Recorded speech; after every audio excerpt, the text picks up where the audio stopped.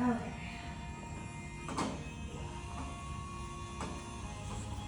One rep spring, short heels in your hands.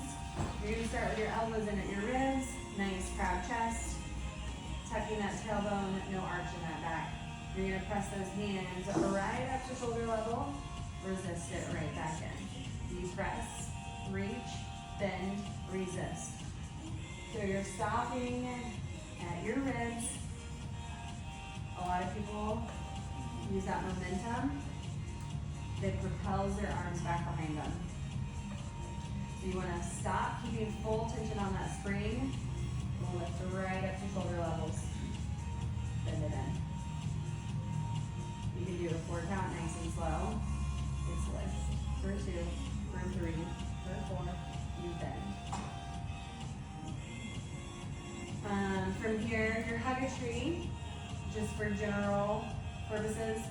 There is a way to kind of get into it. You can bring your fingertips together right at that belt buckle, and then you can lift your arms up, and then you're gonna open out. Those straps will kind of go a little bit too far under, but always kind of a good bend of those elbows, and then you just lift right up. That's where you're starting. You can always start them in that wide position, elbows slightly bent, palms face you. You never want them to go past your peripheral vision, so that spring pulling you back here. You're gonna stop right at shoulder level, chest level, and then press. Wrapping through that chest, that big beach ball, that big tree trunk, wrapping those arms around it. You can pause, little in, little out. Press, resist. Coming into your shoulder press. So elbows in that field goal position. You're going to start that hinge position. So when you're hinging, the farther you go forward, the easier it's going to be.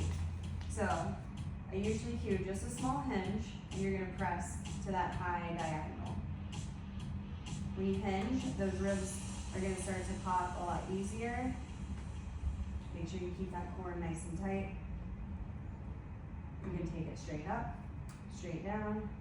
You can press up to the crown of that head. And then you can take it all the way up, interlace those hands. Coming into that tricep. So again, reconnecting with that core, pressing to that high diagonal, bending down.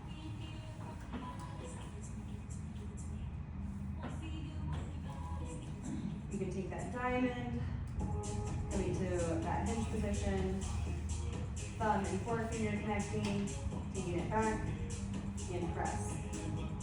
I kind of refer to this as that wide tricep.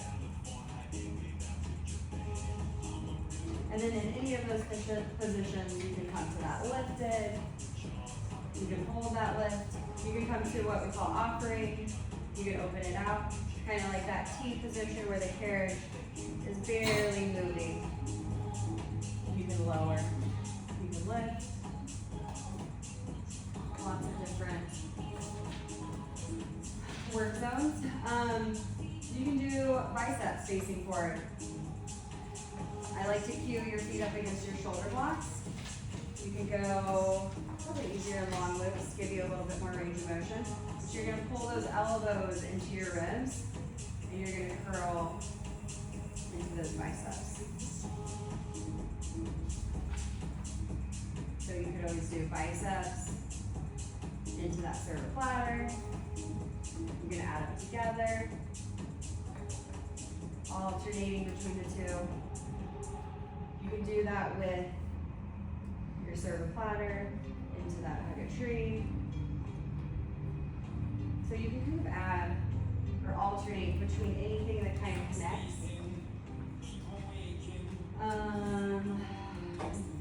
Your forward facing ones.